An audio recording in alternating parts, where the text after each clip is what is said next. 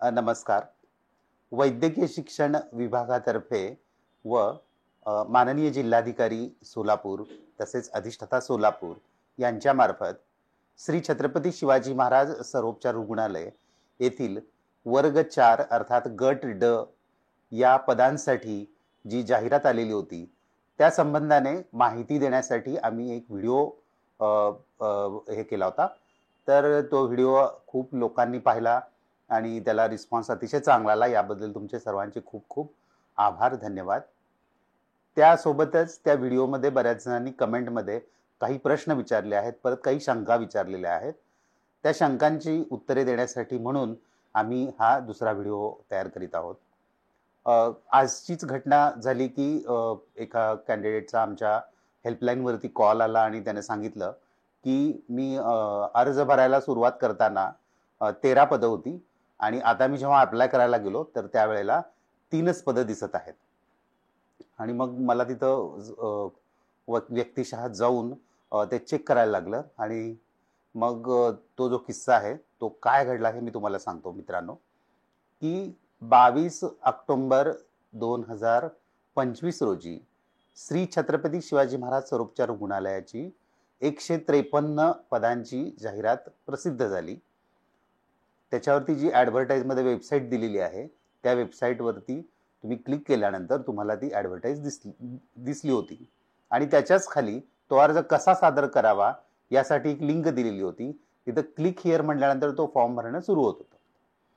त्यानंतर 25 तारखेला मेडिकल कॉलेजची म्हणजे श्री डॉक्टर वैशंपायन स्मृती शासकीय वैद्यकीय महाविद्यालयाची वर्ग 4 पदांची 20 जागांची जाहिरात प्रसिद्ध झाली आणि ती पण जाहिरात त्याच वेबसाईटवरती आम्ही टाकलेली आहे.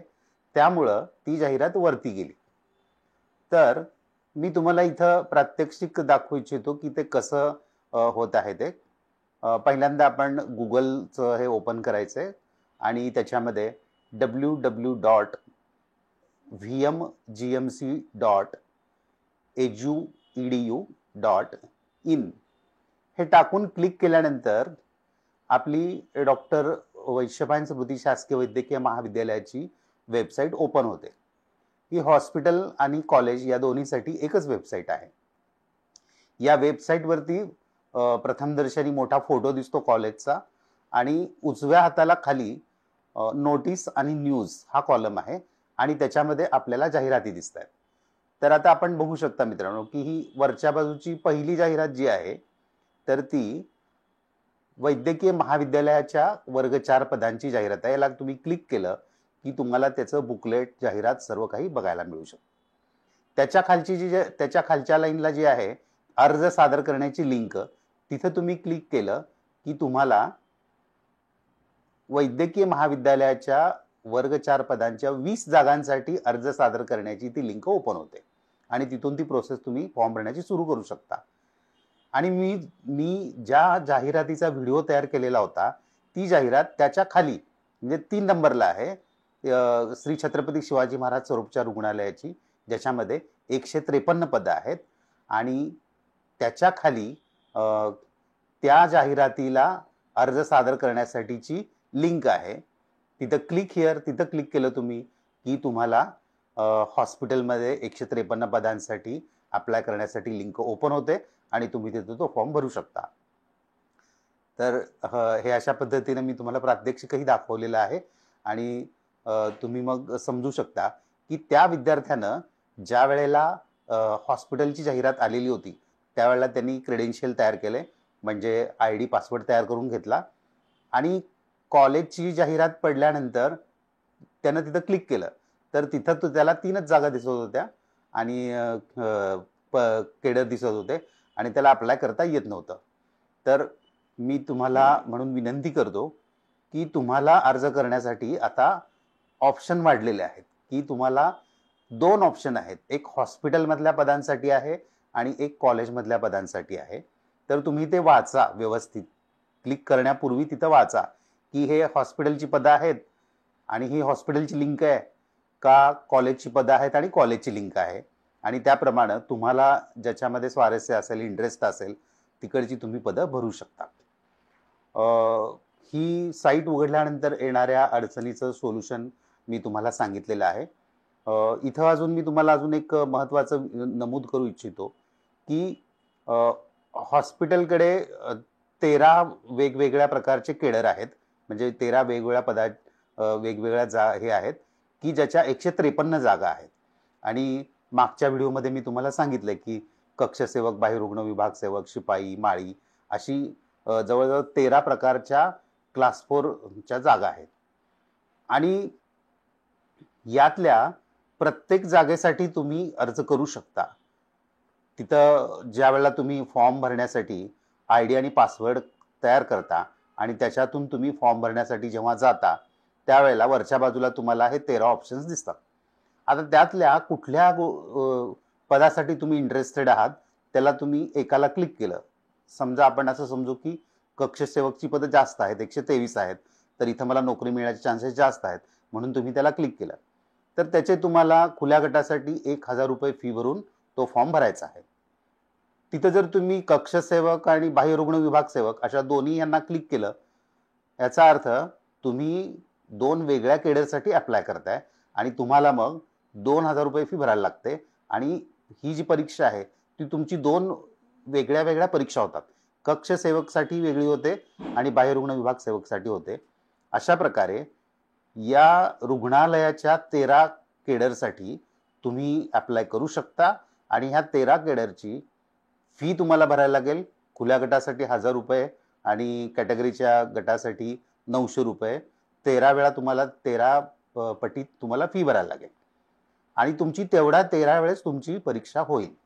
म्हणजे तुमचे नोकरी मिळण्याचे, सिलेक्ट होण्याचे चान्सेस वाढतील, एवढाच भाग. आता काही त्यातली पदं अशी आहेत की पोस्टमार्टम रूम परिचर, म्हणजे जिथं रुग्णाचं शवविच्छेदन करायचं आहे आणि कुणाला अगदी रक्ताचा थेंब बघितला तरी भीती वाटते, चक्कर येते, तर अशाने त्याला अप्लाय म्हणजे त्यांना इंटरेस्ट नसेल अशा ह्याच्यामध्ये करायचं, तर तिथं तुम्ही अप्लाय करू नका. तुम्हाला ज्या पदामध्ये इंटरेस्ट आहे त्याच पदामध्ये तुम्ही अप्लाय करा पदासाठी आणि तेवढी तुम्ही फी भरा. हे झालं हॉस्पिटलसाठीचं. आता जेव्हा तुम्हाला कॉलेजसाठीच्या पदांसाठी अप्लाय करायचं असेल, त्यावेळेला ही जाहीर म्हणजे सोलापुरात एकाच ठिकाणी आणि माननीय अधिष्ठाता यांच्या अखत्यारीतील ह्या दोन्ही संस्था असल्या तरी ह्या दोन्ही संस्थाच वेगळ्या आहेत. त्यामुळे ह्या जाहिराती वेगळ्या आहेत. आणि तुम्ही तुमचं आयडी पासवर्ड जर हॉस्पिटलसाठी तयार केलं असेल तर तुम्हाला त्या आयडी पासवर्डवरून फक्त हॉस्पिटलच्या पदांनाच अप्लाय करता येतं. तुम्हाला जेव्हा कॉलेजच्या पदांसाठी अप्लाय करायचं असेल तर ती जी पहिली लिंक आहे त्या पहिल्या लिंकच्या खाली क्लिक हिअर जिथं आहे तिथं तुम्ही क्लिक केलं की ते कॉलेजच्या पदांसाठीचा अर्ज ओपन होतो आणि तिथं तुम्हाला क्रेडेन्शियल वेगळं तयार करायला लागतं. म्हणजे आयडी पासवर्ड परत वेगळा सेपरेट करायला लागतो. आणि तिथं 3 केडरची पदं आहेत. शिपाई 15 पदं आहेत, माळीचं 1 पद आहे आणि अंधार खोली परिचरची 4, अशी एकूण 20 पदं आहेत.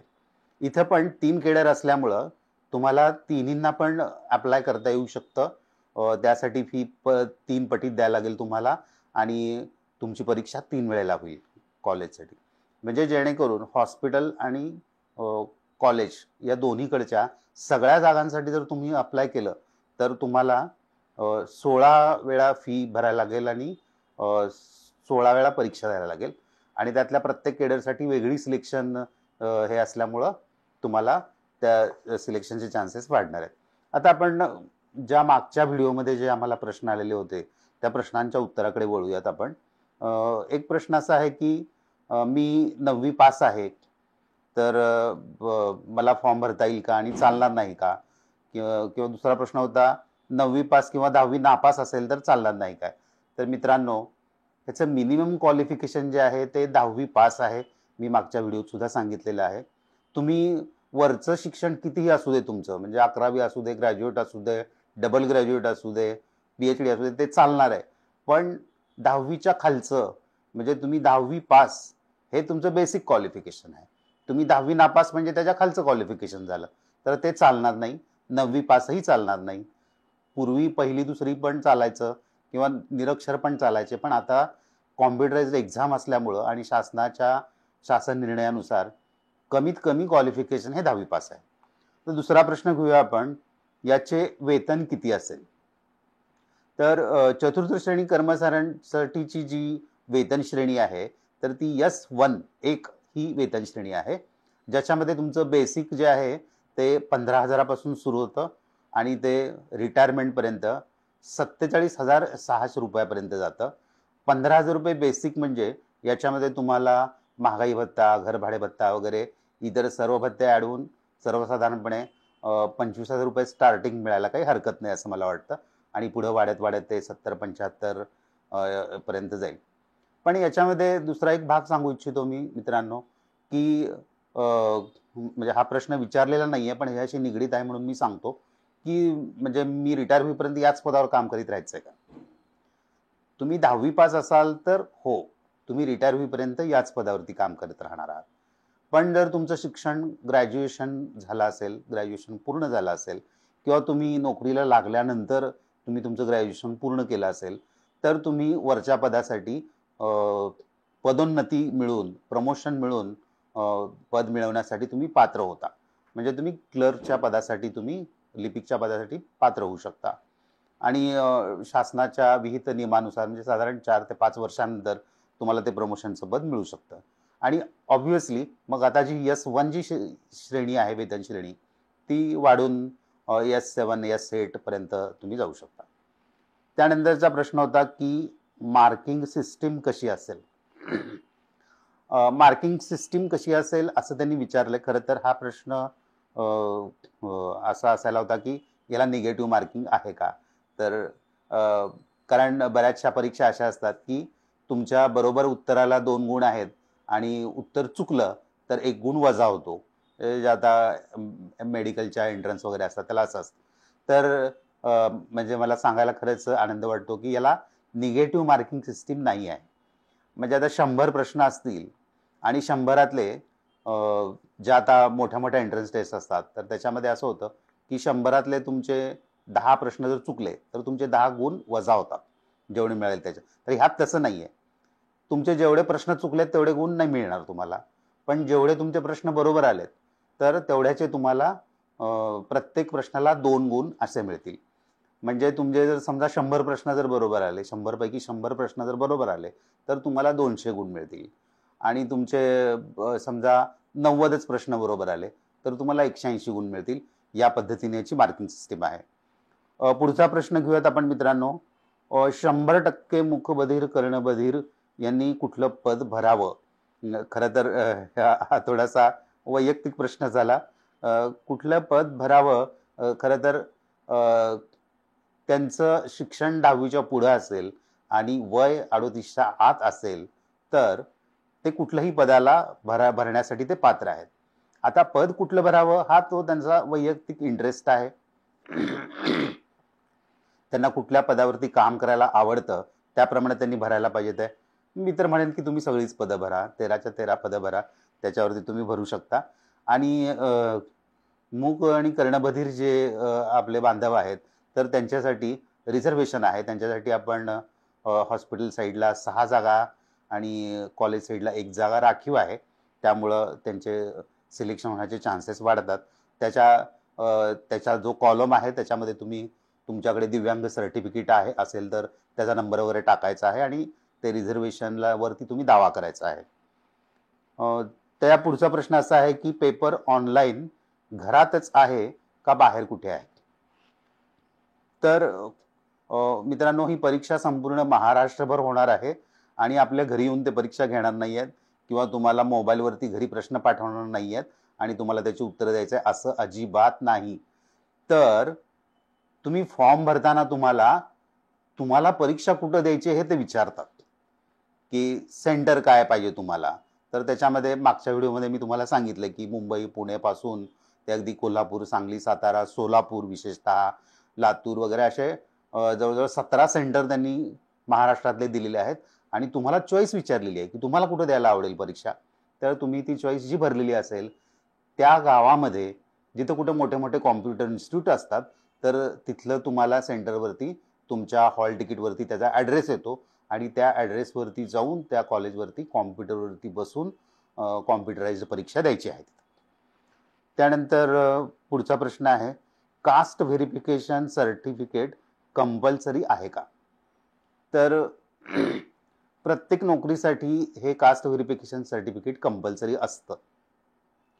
आता होतं असं की म्हणजे पूर्वी MBBSला किंवा इंजिनिअरिंगला ॲडमिशन घेत असताना तिथं ते कंपल्सरी असायचं, त्यामुळं 12वीत असताना ते विद्यार्थ्यांचं केलं जायचं. परंतु इतर केडरमध्ये ते केलं जात नाही. तर म्हणजे नोकरीसाठी जरी ते कंपल्सरी असलं, अर्ज करण्यासाठी ते कंपल्सरी नाही आहे. त्यामुळं तुम्ही कास्ट व्हेरिफिकेशनला टाका, ते लवकरात लवकर करून घ्या. पण हे न करता तुम्हाला फॉर्म भरता येऊ शकतो. त्यामुळे पहिल्यांदा तुम्ही अर्ज करा, फॉर्म भरा आणि कास्ट व्हेरिफिकेशनची प्रोसेस पण सुरू करा. त्यानंतर पुढचा प्रश्न होता की एक्झाम कुठे असेल? याचं मी उत्तर ऑलरेडी दिलेलं आहे, मार्किंग सिस्टीम कशी असेल मध्ये, की एक्झाम ही एक्झाम सेंटरवर असेल, जे सेंटर तुम्ही तुमच्या पसंतीचं दिलं असेल.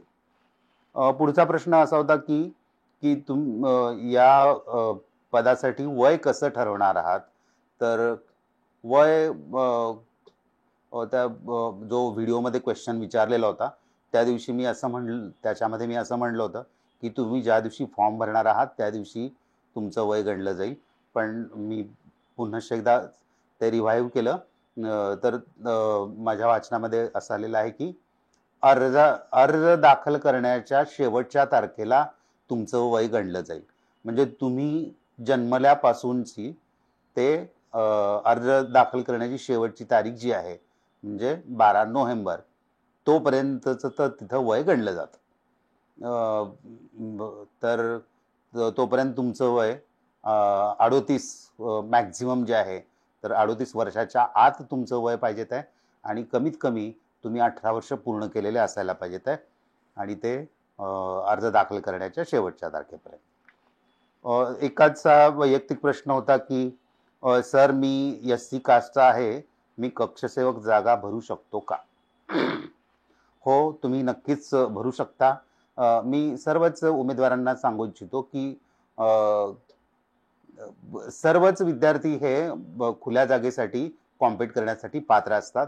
मी कॅटेगरीचा आहे, मी अमुक-तमुक कॅटेगरीचा आहे आणि माझ्या कॅटेगरीसाठी तिथे जागा नाही आहे, तर मी अप्लाय कसं करू? माझं सिलेक्शन नाही होणार. म्हणजे फॉर एक्झाम्पल कॉलेज साईडकडची जी जाहिरात आहे तिथं पदं 20च आहेत आणि तिथं SCला पद दाखवलेलं नाही आहे. ते बिंदू नामावलीप्रमाणे त्याला पद नाही आहे. पण खुल्या गटाच्या जागेसाठी सर्वच जण, खुला म्हणजे सर्वांसाठी खुला, तर त्यात ते कॉम्पीट करू शकतात. त्यामुळं जी पदं जाहीर केलेली आहेत त्या प्रत्येक पदासाठी प्रत्येक जण अप्लाय करू शकतो. त्यानंतर पुढचा प्रश्न असा होता की अनुभवाला प्राधान्य आहे का? कसं असतं मित्रांनो की ज्या गोष्टीसाठी स्किल लागतं, म्हणजे काहीतरी वेगळा कोर्स झालेला आहे, फॉर एक्झाम्पल ITI वगैरे, अशा गोष्टीसाठी स्किल जिथं लागतं तिथं अनुभवाचं प्रमाणपत्र मागितलं जातं. परंतु ही बेसिक पदे आहेत, क्लास 4 गट ड ची पदे आहेत की जिथं अंगमेहनतीचं काम आहे आणि बुद्धिमत्तेचं काम जास्त नाही आहे. तर अशा ठिकाणी कुठल्या स्किलची आवश्यकता नाही आहे, तर फिजिकल वर्क असणारी अशी ती पदं आहेत. तर त्यामुळं इथं अनुभवाच्या याची आवश्यकता नाही आहे. अनुभव नसला तरी म्हणजे नसतोच की नाही, कुठं काम केल्याचा असा अनुभव नाही, अशी ही पदं आहेत. त्यामुळं अनुभवाला प्राधान्य मिळणार नाही. या संपूर्ण हॉस्पिटल साईडकडच्या पदांमधलं एक पद असं आहे की ज्याला फक्त अनुभवाची गरज आहे आणि ते म्हणजे सहाय्यक स्वयंपाकी. कारण घरात आपल्या महिला तर स्वयंपाक करतातच, पण पुरुष मंडळी असं जास्त घरी स्वयंपाक करत नसतात आणि अशाने जर तिथं अर्ज केला असेल तर त्यांच्यासाठी सहाय्यक स्वयंपाकी या पदासाठी जी 3 पदं आहेत तिथं अनुभवाची आवश्यकता आहे आणि साधारणपणे 6 महिने ते वर्षभर असं कुठल्या एका नामवंत आचार्याच्या हाताखाली किंवा हॉटेलमध्ये वगैरे स्वयंपाक केल्याचा अनुभव असल्याचं प्रमाणपत्र त्यासाठी जोडावं लागणार आहे. तर हे प्रश्न होते आणि त्याची मी उत्तरं दिलेली आहेत.